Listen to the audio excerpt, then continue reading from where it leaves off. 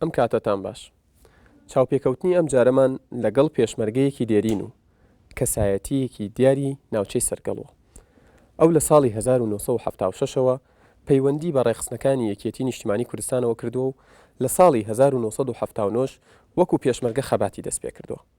دوای ڕاپەڕینیش تا ساڵی 2000 بەردەوام بۆ لە کاری حزبی و دوای ئەوەش لە کاری حزبیدا بڕاوە و لە ماڵەوە دانیشتووە. ئەو کەسەش شێخ محەممەدی سەرگەڵوە.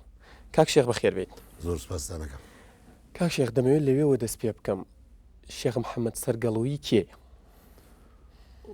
پێش وەڵامی پرسیارەکەت منەمەوێت پیرۆزبایی کردنەوەی کەناڵی ئەنارتیتان لێ بکەم و من هیوام زۆرە وەکو هاوڵاتیە کە ئێوە بێلایەنی خۆتان بپارێزن و هەوڵ بن بە ویژدان و بە واقعیانە هەموو شتەکانی کوردستان لەم زروف ئاڵۆزەیەکە تیاژین هەڵسەنجێنن. من خۆم خەڵکی گوندی سەرگەڵوم لەدایک بووی ساڵی 1950 لە شۆڕشی ئەیلولیشە هەر پێشمەرگە بووم. لە ئەم شۆڕشەشە لە ساڵی 1976 چوومە ڕێزی ڕێخستنەکانی یەکێتی نیشتیمانی کوردستانەوە لە ناو بزوتنەوەی سۆشیالیستی کوردستان و لە ساڵی 1970 بووم بە پێشمەرگە لە سنووری پشدەر و دوایش سنووری کۆسەت و دوایش سنووری خۆشناوەتی و زۆربەی سنوورەکانی کوردستانم کردووە بە قۆناغەکانی مەسئولی کۆمەڵایەتی و مەسئولی تەنزیمات و ئەندامی مەڵبەندی دوو سێ و بە مەسئولی تەنسیقی لە بینی ئێران و یەکێتی نیشتیمانی ئەو سەردەمانی کە ئەنفارەکان دەستی پێکرد. درێژەم بە خەباتی خۆمداوە لە ساڵی 1970 ببوورە وازم لە کۆمیتی سەرکردایەتی یەکێتی هێناوە بڕێرم لە هەروەکو ئەندامی یەکێتی نیشتیمانی کوردستان بمێنمەوە. بەڵێ دوای ڕاپەڕین گەربینە سەرباسی دوای ڕاپەڕین خوێندنەوە و هەڵسەنگاندن چییە بۆ قۆناغی پێش شەڕی ناوخۆ؟ ئەو قۆناغی مەبەستم لە خۆتەزانی پێش شەڕی ناوخۆ لایەنە سیاسەکان بەری کوردستانی دروستکرا پارلەمان دامەزرێنە ئەو شتانە ئەو قۆناغت چۆن دەبینی تۆ لە مەبەستم لە مێژووی کووردە؟ من پێم وایە قۆناغە بەڕاستیم قۆناغێک بۆ ئەکرێ بە دوو سەر هەڵی سەنگێنین. ئەوەی کە تەباییەکە بوو لە بینی هێزە سیاسیەکان بە تایبەتی یەکێتی پارتی و بزوت ئیسلامە سیاسیەکان ئەوە شتێکی زۆر باش بووە بوونی بەرەی کوردستانی شتێکی زۆر باش بوو. بەڵام بەداخەوە بەرەی کوردستانیش ئەو فترەیە لە برنە دەرەوەی مەکائین و ئەو شتانی کە لە کوردستانە هەبوو بەرە و ئەو دی و ئەمە کارێکی خراپ بوو ئەوایە ئەوانە نەکرێنە لە تەبایی و لە ڕێککەوتنەکان لە جێگای ئەو ئیدارەی کە حکوومەتی عراقی سۆڵی کردبوو بۆ پڕکردنەوەی ئەو بۆشایە زۆر باش بوو. بەڵێ بەرپرسانی یەکێتی نیشتیمانی کوردستان و پارتی دیموکراتی کوردستانیش هەمیشە وەکو قۆناغێکی تاریک یا با بڵێن قۆناغێکی ڕەش و ناخۆش باز لە شەڕی ناوخۆوەکەن. بەڕای تۆ هۆکارەکانی دروستبوونی ئەم شەڕە چی بوون؟ گەر بکری ئێستا باسی لێ بکرێ خەتای کێ بوو؟ پێم وایە ئەو شەڕانە ڕێگوڕیشەکەی گەڕێتەوە بۆ ساڵی 1964 کە دوو ئیتیزاهی لێک دووری لە ناو بزوتنەوەی کوردایەتی یا سەری هەڵدا. ئەو سەردەما نەمانەوێت لە ساڵی 1964 ئیتیزاهی مەکتەبی سیاسی لەگەڵ مەلا مستەفای بارزانی خۆ ئەفریقا بوو بە دووی ئیتیزاهی زۆر جیاواز کە ئەمانە بە جەماعەتی حیزب و ئەوانیش بە جەماعەتی بە ناوی پارتیەوە ئیشانە کرد. لەو پێشینەکەی ئەگەڕێتەوە بۆ ئەو سەردەما وەکە ئەگەڕێتەوە بۆ سەردەما کە سەر ئیتفاقاتش دەکرێت بە شتێکی بچووک سەر هەڵداتەوە بە تایبەتی ئەمەش بە درێژایی مێژووی بزوتنەوەی کوردایەتی ئەمار خەریکی شەڕ و ململانێ بووین لەگەڵ حکوومەتی عراقی و ئاسکەتارێتی زاڵ بوو بەسەر باڵی سیاسیە. لەبەرەوە من پێما بوو ئاسانە بوو هەڵگیرسانەوەی ئەو شەڕە بۆ کاتە. بڵێ ئاسەواری ئەو شەڕەتە ئێستا بەڕای تۆ ماوە؟ من پێم وایە لە پەیوەندی نێوان لایەنە سیاسیەکان مەبەستی یەکێتی نیشتیمانی و پارتی دیموکراتە بە تاکید ماوە. ینی بە تاکید ئێمە ئەگەر دیراسی پێ سێرەکەین لەسەرەوە لە سەرکردایەتەکان یا ئەو کەسانی کە بڕیار بەدەستن چەند دانیشن بۆ خۆیان بەیەکەوە چەند ڕێک و پێک دانیشن کۆبوونەوەکەن بڕیاری سیاسی دەرەکەن. بەڵام تا ئێستا ئێمە ناتوانین قەواعید و جەماوەر و کادرەکانی یەکێتی نیشتیمانی کوردستان و پارتی دیموکراتی کوردستان وەکو پێویست لە ڕووی کۆمەڵایەتیەوە تێکڵاو بن. بەڵێ و ئەو تێکڵاو بوون شتا ئێستا دروست نەبوو بەڕاستی وەکو پێویست. بەڵێ کەواتە ئاسەواری تا ئێستا هەرماوەتەوە. بەڵێ ماوە. تۆ لە ساڵی تا ساڵی 2000 بەردەوام بووی لە کاری حزبی. لە ساڵی 2000ەوە بۆ 12 ساڵەچێت تۆ لە کاری حزبیدا بڕاویت و لە ماڵەوە دانیشتویت و وەکو خۆش پێشتر ئاماژەت پیاوە هەموو بەرپرسیارەتێکت ڕەت کردوتەوە هۆکاری واسهێنانت لە کاری حزبی و لە یەکێتی نیشتیمانی کوردستان بۆچی دەگەڕێتەوە؟ من پێم وابوو قورسی خەباتی ئەو سەردەمەی کە پێشمەرگایەتیمان تیا کرد کە بەراوردی بکەیت بە تەسەڕوفی پندێک لە برادرە بەرپرسەکانی ئێستا کە ئەیکەن بەڕاستی وەکو پێویست حرمەتی خەباتی خۆیان نەپاراست و من پێم وابوو نەعەدالەتیشی زۆر هەیە و ئەوانش بە کۆبوونەوە بە قسەکردن و بە هیچ چارەسەر ناکرا و من پێم وابوو بە قەناعەتی خۆم هەر پێشمەرگایەتێکەکەم و ڕابردوەکەم بپارێزم لە ماڵی خۆم دابنیشم ئەوە باشتر لەوەی کە تێکڵاوی مەسئولیت بم و سبەینە بکەومە بەر قسە و قسەڵۆ کە من پێم وایە زۆربەی زۆری برادرەکان کە لە مۆقعی مەسئولیتدایە وەکو پێویست ئەرک و دەسەڵاتەکانی بۆ ئەنجام نادرێت. بۆچی ناتوانن ئەنجامی بدەن؟ ناتوانن ئەنجامی بدەن ئەگەر ناتوانن ئەنجامی بدەن هۆکاری ئەو بربەستە چییە؟ ئەگەر ئەشتوانن بۆ نایکەن. خۆ تۆ ئەگەربی سیر بکەیت لە ڕووی ئیداریەوە یا ئەو برادرانەی کە کاری خوارەوەکەن پێم وایەوە هەر کەسە ئەتوانێت خۆی ئیشەکانی خۆی ئەنجامدا بەڵام کە دێ سناو مرکزی قەرار و دێ سەر ئەوەی کە بڕیاردان بە چی تیزاگیش بکەی من پێم وایە لەمەیە بربەست زۆرە بۆی کە مەزار نەدەن تۆ وەکو پێویست. بەرپەستەکان لەسەر ئاستی سەرەوەیە با بڵین سکرتێری گشتی یەکێتی نیشتیمانی کوردستانە یاخود کادرەکانی خوارەوەن بەتاکی لەسەرەوەی لە لای سکرتێری گشتیشی نیشتیمانی کوردستانە ئەنێەوە ئەگەر تۆ بێ دیراسی شتەکان بکە ئێستا لە هەموو بزوتەوەکانی ئەمەیە و لە ڕۆژهڵاتی ناوەڕاست هەتا ئێستا هەر تاک وڵات بەی خۆیزانێ و تاک حکومەکە و تاشیش بڕیارەدا ووا بە ئاسانی ئەم نازە ناگۆڕێ من پێم وایە ئەوە لەگەڵ گەشەکردن و ئاڵوگۆڕی خەڵکانی ئەمەوە عقلێتەژە گۆڕێت و تا ئێستا عقلێتە زاڵە بەسەر هەموو بزوتەوەکان. مەبەستەوەیە لە ناو یەکێتی نیشتیمانی کوردستانە تا ئێستش تاکڕەوانە بڕیارەکان دەرەکرێن و تەنها یەک کەس بڕیاردەریە و حزبەیە. من پێم وایە گوێ لە بیر و وەسوونی خەڵقە گیرێ و کۆبوونەوە زۆرەکرێ و قسەی اختراحاتی باش زۆرەکرێ و من پێم وایە باشی گوێ ئەگرن بەڵام بە قسەمان ناکەن لە گوێگرتن عیبیان نییە بەڵام کە دێتە سەر ئەوەی کە نەهزەکە بگۆڕێ یاخود ئوسلوبی کارکردنەکە بگۆڕێ یاخود ئەو برادرانەی کە سلاک بوون و بە درێژایی 20 ساڵە ئیژەکەن لە شارەکەیە بگۆڕێ بە ستافێکی تری گەنج بگۆڕێ بە ستافێکی تری ڕۆشن بیرتر چونکە ئەو کەسانە ئێستا تۆ سیرکە لە سلێمانیە یا لە کوردستانە بەگشتی لە سلێمانی بە تایبەتی ئەو کەسانی ئەو کە تەمەنیان 35 ساڵیشە هەر ئەم مەسئولانیان بە بیرەکە ئێستا هەن لەبەرەوە من پێم وایە ئەمە خۆی لە خۆیە ئەگەر ئەو برادرانە چەند ئیشکەر بن چەند ڕۆشن بیر بن چەند دڵسۆز بن ئیتوەردەوە لە کارە بنەوە ناو خەڵقە ئەو دەور و تەسیریان نامێنەوە من پێم وایە ئاڵوگۆڕ لەو برادرانەیە و دانانی شوێنی تر بۆیان یاخود خانە نشینکردنیان یاخود باخوانی سراحەت بکەنیانی بۆ ئیدارە بێ هەتا ژیانی ماوە مەسئول بێ لەبەرەوە من پێم وایە ئەوەیە چێکە لە هۆیەکان کە ئێمە بەرەو پێشەوە ناچین لە کۆنەوە وەکو خۆشت باست کرد پێش 12 ساڵ تقریبا تۆ دەستبەرداری یەکێتی نیشتیمانی کوردستان بوویت بەهۆی ئەوەی گوێتان لێ نەگیراوە بەهۆی ئەوەی گوێ ئەگرن و بە قسەتان ناکەن بەهۆی ئەوەی سیاسەتێکی تاکڕەوانام حزبە بڕێەوە بە بەڕای تۆ ئەوەندەی چاودێریت کردبێت تا ئێستاش ئەو سیاسەت هەر بەردەوامە سیاسەتی گوێگرتن و کارپێنەکردنی و سیاسەتی تاکڕەوانە من پێم وایە تا ئێستا بەردەوامە بەڵێ مەسەرەن من خۆم کە لە ئیداری گشتی چوومەوێ ئەو ڕۆژە کە ئەمرەکەم دەرسوو و سکرتێری گشتی بڕیارەکەی بۆ نردم کە تا ئێستاش بڕیارەکەم ماوە کە من بۆچی نێرام من بۆ نێرام کە دەستپیس و داوێنپیس و دەمپیسەکان بگۆڕین بە خەڵکی باشتر دەمە دەقی نامەکەی سکرتێری گشتیەوە نامەکەشم لایە من چوومەوە سەردەمەرەوە کاگنەشوان بەیەکەوە بووین لەگردی علی نازی کاگنەشوانوتی بەڕێی من تا زۆ پسۆ مباشرت بکەم من نیازمانە بوو مباشرت بکەم تا کاکدارۆ گەڕێتەوە لە ئێران بوو کاگنەشوانوتی بەڕێی من تا زۆ پسۆ مباشرت بکە چونکە ئێستا سەری گەندەڵی لە ناو ئیدارە و مالی گشتیایە مامزرال بۆیە تۆی بۆیە داناوە ڕەنگە نیازی ئیسلاحیە بێ ناویشی نیشتیمانی کوردستانە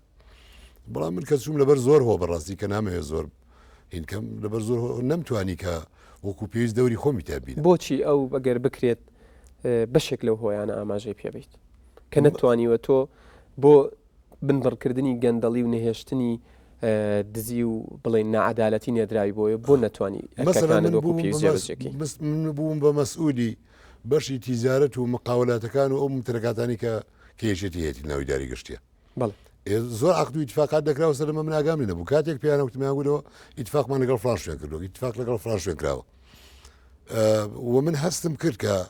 کەس چوون بۆ ئەوێ ئەو برادرانی کە لێ بوون زۆر هێندێک بەشێکی ئەساسیان کە کاربەدەست بوون پیان خۆش نەبوو پیان ناخۆش بوو و ئەو مەسەن کە من چوومە ئەوێ هەتا کۆبنەوەیشیان ئەنجام نەدا بۆی وەکو بە خێراتن یا وەکو شتێک چکە من نازی ئیشکردنی من لەگەڵ نازی زۆر لەو برادرانە جیاواز بوو لەو کاتەیە نەوشیروان مستەفا جێگری سکرتێری گشتی بوو بەڵێ ڕۆڵی ئەو چی بوو هیچ ڕۆڵی شوی نەبوو بە هەمان شێوە جەلال تاڵەبانیش مەبەستم ئەوەیە کە تۆ گلەی و گازندەکانت ئەگەیان کە تۆ ئەدوت کە بربەستەیە بۆ ئیشەکانت ناتوانانی وەکو پێویست ئەرکەکانت جێبەجێ بکەی پەرچەکردداری وەڵامی ئەوان چی ئەبوو من نامەیەکم بۆ مامزرار نرد پاش دوو مانگیشکردم لێ دوو مانگ سێمان بۆ ئای بۆ ئارەکانی ئیداری گشتی کەم و کوڕێکەکانی چی بوو بۆم نووسی و بە ئیجزایەک نووسیمان کە میزانی و مەشارعلێک زیاد بکەینەوە لە ئیداری گشتی و هەوڵ بدەین تەنزیمی بکەین و هەوڵ بدەین کە بە شێوەیەکی عادیلانە ئیشەکان بڕوە و هەوڵ بدەین کە بازار قۆرەخ نەکەین من نامەیەکم بۆ مامزرار نووسی کە ئەمە مەشاکیلەکان و ئەمە کەم و کوڕێکانی ناو ئیدارە و مالی گشتیە مامزرار جوابی منی داوەتەوەڵێ ئیداری گشتی تایبەتەوە سەر بەخۆمە و هیچ کەم و کوڕێکی نییە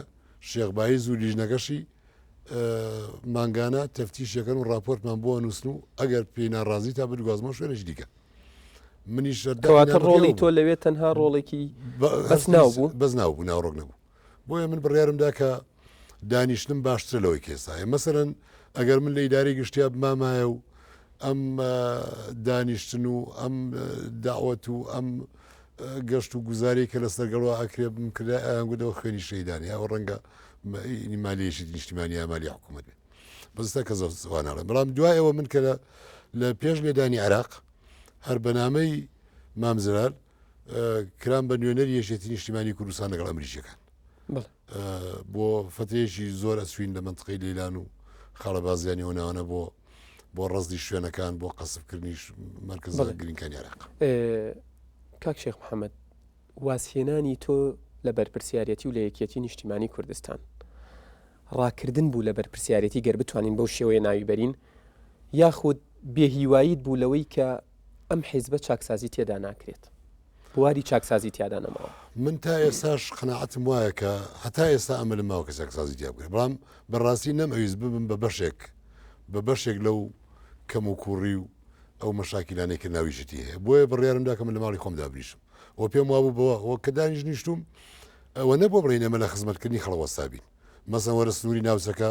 هەموو دیەکان زیادی خیریان بۆ سووە هەموو دیەکان کارەبای گشتیان هەیە هەموو دیەکان مەکتەب و خستخانی تیاکراوەتەوە و ئێمە بەڕاستی من بە دەرزی یەکەم بۆ خزمەتی و خەڵقەت چوومەوێ بۆ زیاتر لێژمەژنیان من ڕەفیقی شخصیم لێ نییە کە ئێوارە لەگەڵی دابنیشم و بۆ خۆمان دوو قسەی خۆش و دوو پیاسە بەیەکەوە بکەین هیچ ڕەفیقێکم لێ نیە بڕاستی بەڵام من بۆ خزمەتی و خەڵقەت زیاتر لێ دانیشتمەوە پێشم وایە سوودی باشمان بۆ خەڵکەوە خەڵکەشتوان خۆتان لیان بزمزان بوونمان لێ سەم باش بۆ من لێرەشەوە ئەمێ بەڕاستی من سوپاسی ئەو برادرە وەزیر و ئەوانەی کە لە کۆمیتی سەرکردایەتی و کاربەدەستەکان و ئیش و کاری ناوچەکە بۆ نامەمان بۆ ناردونیا تەلەفۆنمان بۆ کردون جێبەجیان کردووە من لەو ڕۆزۆ سوپاسیانەکەم بڵێ ئەتوانین نیکەم تۆ پێش 12 ساڵ نزیکەی 12 ساڵ هەست بەوە کردووە کە لە ناو یەکێتی نیشتیمانی کوردستاندا شێوازێک لە گەندەڵی هەیە گەر لە ئێستادا داوات لێ بکرێت بەشدار بیت لە چاکترکردنی لە ریفۆرمکردن لە ناو یەکێتی نیشتیمانی کوردستان ئامادەی بگەڕێیتەوە ناو حیزبە ئەگەر بەپێی حەزمی مەسئولیەتەکەم دەسەڵاتمە بێ بڵێ تەنها لەو کاتەیە بڵێ ئەوەی مێژوو خۆی دووبارە نەکاتەوە ڕابردوو دووبارە نەبێتەوە باشە من پێشەوەی بڕۆمە سەر من ملانی نێوان لایەنە سیاسەکان پێم خۆشە ڕای تۆ بزانم لەسەر ئەوەی لە ساڵی 2003 چانسێکی باش بوو بۆ لایەنە سیاسیەکانی کوردستان بە تایبەتی یەکێتی نیشتیمانی و پارتی دموکرات کە کار بکەن بۆ گێڕانەوەی بڵین شار و ناوچە دابڕێنراوەکان ئەوەی ئێستا پێوترێت بڵین ئەوەی جێ ناکۆکین و ناکۆکی لەسەرن بۆچی نەکرا هەڵەی سەرکردایەتی کورد چی بوو من پێم وایە ئەو تەبایی کە ئێستا لە بینی یەشێتی و پارتیایە یەکەم ئەو سەردەم ئەو تەبایە نەبوو وەشک و گومان هەبوو و لەسەر مۆزۆی کەرکوچیش کە پێش لێدانی عراقیش لە بین یەکێتی و پارتیا بڕابەوە کە محافیزی کەرکوک یا محافظەی کەرکوک لە سنووری دەسەڵاتیشی نیشتیمانی کوردستان هابێت دووەکو هەولێر لە سنووری دەسەڵاتی پارتیا بێ و کەرکووک و سلێمانیش لە سنووری دەسەڵاتی قەڵەمڕێوی یەکێتی نیشتیمانی کوردستان هابێت. بەڵام دیار بوو برادەکانی پارتی تا ئەو کاتە قبوڵیان بوو تا کەرکووک ئازاد نەکرا. ئەوسا قبوڵیان بوو کە قایمقامی یەکێتی بۆ محافیزی یەکێتی لە کەرکووک لە دەرمەنی خان دەوامیە کرد یا لە سەمسەماڵ دەوامیە کرد یا لە کلار دەوامیە کرد. بەڵام کە هاتە ناو کەرکووکەوە ئەوسا زۆرێک لە ململانە دروست بووە هێندە تەسریحیش بڵاو بۆ لە سەرەکانی پارتی کە ناڕازین بۆی کە یەکێتی هێزی بردوێتە ناو کەرکووکەوە یا یەکێتی دایرەکانی داگیر کردو کۆمەڵ لەمشانە. ئەمە لەلایەک لە لایەکی تریشەوە ئێمە پێش ئەوەی بچین ناو کەرکووکەوە پێش 2003 ئێمە لەلایەن نوێنەری ئەمریکیەکانەوە کە مەیجەر ڕۆبنسن ئیشرافیەکردن تەبلیغ کراین بە زۆر ینی بە ئەنواعی دیبلۆماسی دوشمان لەگەڵ بەکارناوە تاوەکو مەزاریان داوین 150 کەس بەرینە چیمەن مەزاریان ناداین و ئەوانیش زیاتر بەڕاستی لە تورکیا ئەترسان هەرچەنە تورکیا مەزاری نەدان کە زێشی ئەمریکی کەواتە مەبەستی تۆەوەیە کە کەرکووک و خانەقین و ناوچە دابڕێنراوەکانی تر بوون بە قوربانی ململانی نێوانی کێتی و پارتیە. من پێم وایە تاسیریە بووە ئەوە یەکێک لە هۆیەکان بوو هۆیەکی تر ئەمریکیەکان خۆیان بوون کە زەختێکی زۆریان ئەخسە سەر هەردوو لە کە دەستکاری ماڵە عەرەبەکان نەکرێەوە هیچ نەکەن تاوەکو بە پێی قانون عیلاجیان سەرەسەریان بۆ کرێ. بەڵام لەو کاتەیە ئەگەر بیرکردنەوەیەک هەبوایە لەلایەن هەردوو قیادەی سیاسی یەکێتی و پارتی من قەناعەتم وا بوو بە 5-6 ملیۆن دلار ئەمانتوانی کەرکووک بکەین بە کوردستان چونکە هەموو ماڵە عەرەبەکان دەترسا یانیش خانۆکانیان فرۆشن ئەو سەردەمە خانوێکی دەکڕی بە $1000 بە $2000 یا بە ئەوەی کە لێرە ڕەندەوەرەکە 20 وەرەقە بۆ نەکرا خەلەلەکە لەکوێ بوو کە نەکرا. ئێمە داواشمان کرد زارێکیان کاک عومەر فەتاح لێ بوو لەگەڵ کاک دکتۆر بەرهەم هاتن ئێمە باسی وەشمان کرد کە ئێمە هەڵبدێنە خانوانە بکڕین ینی بیکردن و بidێنەوە ئەو کوردانی کە دەرکراون ڕخنی ئەوە لە سەرکردایەتیەکێتی نیشتیمانی و پارتی دیموکرات دەگرێت کە لە کەرکووک تەنها لە هەوڵی با بڵێن بەو نەسەی کەوتویانە گیرفانی خۆیان دابوون هەوڵیان نەداوە بۆ کەرکووک. من پێم وایە ممتەلەکاتی حکومی ئەوی لەوێ هەبوو سەرۆت و سامانێکی زۆر لەوێ تاڵان کرا بوو هەردوو لا ڕۆیشت چوەکو حزاب چوەکو ئەشخاص ئەمە بەشێکیان بەشێکی تریان لێنەزانینی معاملەی برادرە بەرپرسەکانی ئێمە لەگەڵ خەڵکی کەرکووک و ئەو بەرپرسانەی کەرکووشیش کە چوونە و خەڵکی کەرکووک بوون وەکو پێویست باش نەچوونە ناو خەڵکەوە بڕاست ینی بە تایبەتی لە ناکۆچیەکانی بینی کورد و تورکمان من پێم وا بوو ئەوە ئێمە بە زووی ئەو ناکۆچیە بقۆزینەوە و کارێکی بکەین کە تورکمانەکان لەگەڵ کووردا بن و ئەماتوانی دڵێن ڕابگرین. بەڵام بەداخەوە ئێمە بەو نەهزە کارمان نەکرد ئێمە بە نەهزێک کارمان کرد کە تورکمانەکان بوونە تای عەرەبە شۆڤێنەکان و تا ئێستا تۆزە خەریکە بەرەو باشترەوە بەڵام ئێمە زەر و زیانیش زۆر گەورمان لەو هاوسەنگێ کرد. گەر بکرێ بە کورتی پێم بڵێ بۆچی تورکمانەکان لە کورد ڕەوینەوە و لە کورد عاجز بوون چی وای کرد کە ئەوان هەڵوێستیان بەرامبەر کورد بگۆڕێ لە کاتێککە تۆڵی دەمانتوانی بەلای خۆماندا ڕایان بکێش. من پێم وایە ئێمە هاتین جارێ پێش هەموو شتێک ئەوان زەپەی تورکمانی یەکێک لە تەنزیمە بەخۆتەکانی تورکمان بوو هەرزوو ئەوانمان کرد بە دژی خۆمان. بۆچی نەهات شۆمانەکردن نعیلاخەمان لەگەڵیان و بیدای دووامان بیرەکرەوە کە ئەمانە متعاسبن ئەمانە وان ئەمانە پیاوی تورکیان چیان کۆمەڕەشت لەبەرەوە بۆشایەک دروست بوو لە بینی کورد و تورکمان و ئەو سەردەمە زەپەی تورکمانی زۆر بەقۆل بڕاستی و ئەو نەهزێکی ئێستا گیراوەتە بەر لە هێورکردنەوەی وەزعەکان لەگەڵ تورکمانەکان ئەگەر بیدایەت ئەوە مام کردایە من پێم وایە خازانێکی زۆر گەورەمان لێ کرد و دەنگی تورکمانەکان بەرەو کورددا چکە لە سەردەمی بەعسەکانە تورکمانەکانی وەکو کوردەکان سەوساونەوە. بڵێ ڕۆشن بیران و چاودێرانی سیاسی و تەنانەت بەرپرسانی نێوانێکێتی نیشتیمانی کوردستان و پارتی دیموکراتی کوردستانش ئینکاری ئەوە ناکەن کە ململانەکانی نێوان ئەم دوو حیزبە زیانێکی زۆری بە کورد و پرۆسەی سیاسی لە کوردستان گەیاندووە. دواتر بینیمان کە ڕێکەوتنامەیەکی استراتیژی لە نێوانیان بڵین ئەنجام درا و مۆرکرا. تۆ ئەو ڕێکەوتنامە استراتیژیە چۆنە بینیت؟ من خۆم وەکو ڕێی خۆم من ڕێکەوتنی بینی یەشێتی و پارتیم زۆر پێ باشە بۆ ئەو سەردەمەی کە ئیتفاقیان کرد هەر زۆر باش بوو و دوای ئەوەش کە ئیتفاقی استراتیزیان کرد بەڵام ئەبوایە هەر یەکەم ڕۆژ ڕوونی بکەنەوە بۆ خەڵکی کوردستان دەقی ئیتفاقیەکە بە ئیمزای و بە مۆری خۆیانەوە بەڵام لەبەرەوەی کە ڕایان نەگەیاندووی ئەلانیان نەکرد شک و گومانێکی زۆری دروست کرد کە ئەمە بەندی نهێنی تیا بێیاشتی تیا بێ بەڵام ئەوەی من بیستمەڵەن هیچ شتێکی نهێنی نییە لە جگەلەوەی کە پار یاعلان کرایە پار بوو پێرار بوو بە زەریدە ڕسمی ئەو ئیتفاقیە من پێم وایە کاتی خۆی ڕێکەوتنیەشی و پارتی کە کرا بۆ بەگشتی بۆ مەسلەی کورکارێکی باش بوو بۆ بەتایبەتی پایتەختەکانی دەور و پشتمان و بەتایبەتی تریش بەغا و بۆ یەک خیتابی سیاسی یەک جۆری قسەکردن بەرامبەر وڵاتانی دنیا وڵاتانی ئەقلیم دەور و تەسیریشی زۆر باشیەوە بۆ سەردەمەوە پێشکەوتێکی زۆر باشیش بوو بەڵێ هەبوونی کەس ئینکاریەوە ناکات کە هەبوونی یەکدەنگی و یەک هەڵوێستی و هاوپەیمانی نێوانی کێتی نیشتیمانی کوردستان و پارتی دیموکراتی کوردستان بە نسبەت دەرەوەی هەرێم شتێکی باشە و شتێکی ئیجابیە بەڵام لە ناو خۆی هەرێم دەڵێن کە ئەمە وای کردووە ئەم دوو حیزبە ڕەخنە لە یەکتر نەگرن و بە هیچ شتێکی یەکتریش نەڵێن خراپ بەهۆی ئەو اتفاقی استراتیژیە من ڕێی وا بوو کاتی خۆی مقابلەیەکەم کرد لە ساڵی 2008 لەگەڵ زەریدەی هاوڵاتی من وتمەوەی اتفاقیە دوو لایەنەیە لایەنی بەرامبەر دەوروبەر و دنیا زۆر باشە بە خیتابی سیاسیەزن لەسەر مستەوەی ناو کوردستانیش سەرەتی کوردستان بە عادیلانە لە بینی خوانە بەشەکەن بەڵام بەڕاستیش بە عادیلانە بەژنەوەی زە پارتی حیسی زیاتر مەسەلەن تۆ ئێمە ئیتفاقمان بۆ نەکردو خۆ تۆ بێی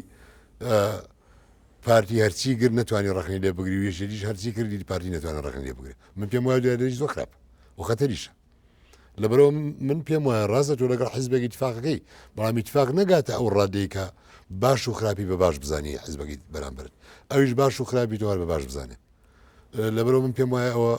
ئەوە شتێکی باش نییە و ئەوە لە خزمەتی گەشەکردنی و بەرەو پێشەوە سوونی خەڵکی کوردستان بەڵام دەوترێت لەگەڵ بوونی ئەم ڕێکەوتنامەشە دوو ئیدارەیی دوو حکوومەتی تەنانەت لە بودجەشە دوو بەشی جیاواز بۆ ئاسایش دانرابوو بۆ هێزە ئەمنیەکانی لای یەکێتی و لای پارتی دانرابوو و بەڵگەیەکی تریشەوەیە کە بەم دوایانە کۆسڕەت ڕەسوڵ عەلی جێگری سکرتێری گشتی یەکێتی نیشتیمانی کوردستان لە دێگەڵە ڕێگای لێگیرا کە بچێتە ناو هەولێرەوە بە بیانووی ئەوەی کە فەوجێکی هێنا و بە هەڵە پارتی لەمە تێگەشتۆ لە کاتێکدا کۆسڕەت ڕەسوڵ لەگەڵ وەزیری پێشمەرگە و لەگەڵ بریکاری وەزارەتی ناوخۆش قسەی کردبوو بۆ ئەمە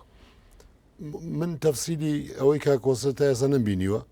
لێم نەپرسیەوە ڕەنگە لەم ڕۆسبێنە بیبینم بزانم حەزەکەم بزانم چۆن بە بیست زەبل بەڕاستی ڕێگەنەدارستم لە ئاسەواری دوو ئیداری ئەڵێن یەک ئیدارە و یەک حکوومەتێ بەڵام تو ئەگەر سێری هەنگاوەکان بکەی هەنگاوی بەرەو پێشۆندراوە ئەنی ناتوانانی بڕی هەروەستاوە لە شوێنی خۆی وەکو 5 ساڵ و 6 ساڵ لەمەوە پێشە من پێم وایە ئێستا نەوەیەک لە بەرەو پێشەوە چوون ڕوویداوە بەڵام ئەوە نییە کە بڵێ ئاساری دوو ئیداری نەماوە بەڵێ هەرماوە دوو ئیدارەی ماوە هەرماوە تا جارێک کاک مەسعود بە خۆی باسی کرد من لە سنووری سلێمانی معاونێکم پێ ناگوازێتەوە لە مەرکەزێکە و مەرکەزیشتر کە ئەو سەر شێرەمی کوردستانە مەسەلەن لەبەرەوە تا ئێستا ئاساری دوو ئیدارەی ماوە و من پێم وایە ئەم بوونی ئۆپۆزیسیۆن و بەم شێوە ڕەخنەگرتن و ئەو خەڵکە ڕۆشنبیرانی کارنووسن تا دەور تەسیری خۆی بێ لەسەر بەرەو پێشەوەچوون و باشترکردنی مەسەکان بەڵام دەوترێت کە ئەم ڕێکەوتنە مادام تا ئەو کاتێک کە دوو ئیدارەی ماوە لەسەر ئاستی ناوخۆی چی نەکردو کەواتە چۆن دەتوانێت لەسەر ئاستی دەرەوە هیچی پێ بکرێت لەگەڵ هەموو وەفد و خەڵکانی دنیا کە دانیشتون من پێم وایە بۆ بەشتی باش کراوەینە بەرەو پێشەوەچوون بۆت جگە لە مادەی 130 کە ئەویش وا خەریکی قەرەبووکردنەوەی خەڵکەکان و کە من دڵنیام لەوەی کە مادەی 130 هەرە بە جێبەجێ بکرێت بەرەو پێشەوەچوون بۆ بەڵام لە مستەوای پێداویستی و تمای خەڵکی کوردستان نییە یعنی زۆر بە هێواشی ئەڕۆشتەکە بە نسبەت مادەی 140ەوە پێ وایە ئەم مادەیە تەنها خۆی لە قەرەبووکردنەوەی خەڵک ببینێتەوە لە کاتێکدا کە 4 ساڵیش بەسەروا دەکەیە تێپەڕیەوە تا ئێستا تازە بە تازە قەرەبوو ئەکرێتەوە لە کاتێکە ئاساییکردنەوەی باری کەرکووک و ڕیفراندۆن هەموو ئەمانە لە زمانی مادەی 140 ئیش بۆ ئەمانە بۆ نەکراوە ئایا سەرکردایەتی کورد لە بەغدا بڵین دەستی لەمە هەیە و نەیتوانیوە ئەو بەرپرسیارەتی لە سەرشانێتی وەکو پێویست جێبەجێ بکات کاک یادیار مەسەلەی مادەی 130 خۆ هەر بۆ کەرکووک و خانەخین و مووسڵ نییە بەڵێ مادەی 130 لە بەسرەوە دەست پێکە مادەی 130 لە بینی ڕوومادیە و کە ئەمباری پێڵن ئەمبار و نەزەف و کەربەلایە دەست پێکە ئەوەندەی کورد زوڵمی لێکراوە لەو سەردەمەیە شیعەکانیش بە هەمان شێوە زوڵمیان لێکراوە ئێستا لە سەدا 33 ڕوبەری خاشی عێراق محافظەی ئەمبارە پارێزگای ئەمبارە ئەمە هەموو لەسەر نەجەف و کەربەلا بە لیام سڕیوەتەوە بەمبار بۆ ئەوی سنووری شیعەکان بسووکەنەوە لەبەرەوە شیعەکانی ئێستا لە حکومە لەسڕاتدارن وم پێم وایە مادی سەرنووزیر هەر ئەوە نیە مۆزوع کەرکوو مادی بەڵام بەنسبەت کوردەوە کەرکووک خانەقین ئەو ناوچانە زۆر مهمە و من پێم وایە تا پەلەی تیا بکرێ و تا ئیژی تیا بکرێ و ئەو شەڕ و شۆڕانەی کە لە بەغدا لەسەر بودجەی سەرۆکایەتی و لەسەر پارەی و لەسەر کۆمەڵە شت دەکرێت ئەبێ ئەو شەڕانە لەسەر مەسەلەی کەرکووک بکرێ و من پێشم وایە زۆر بە عاقلانە مەسەن تۆ سەری خانەقیم بکەی ڕازە بە ڕسمی نهاتۆ سەر ئیداری کوردستان بەڵام ئاساری تعریبی تیانەمەوە خانەقین و بەڕاستیش من حەزەکەم بۆ مناسبەتەوە لێکدەمە بۆ کە فەزلی کاگمەلا بەختیار بوو کە لێ دەستی پێکرد و وەزئی کوردستان لە خانەقین زۆر باشە بەڵێ دەوترێت کە ڕێکەوتنامەی استراتیژی نێوان یەکێتی نیشتیمانی و پارتی دیموکرات وای کردووە کە ئیرادەی سیاسی لەلایەنی کێتیەوە تەسلیم بە پارتی بکرێت پێشەوەی بێمە لای وەڵامەکەی تۆ ناوبڕێک وەدەگرم بینەرانی ئازیز دوایم ناوبڕە کورتە دەگەڕێینەوە لاتان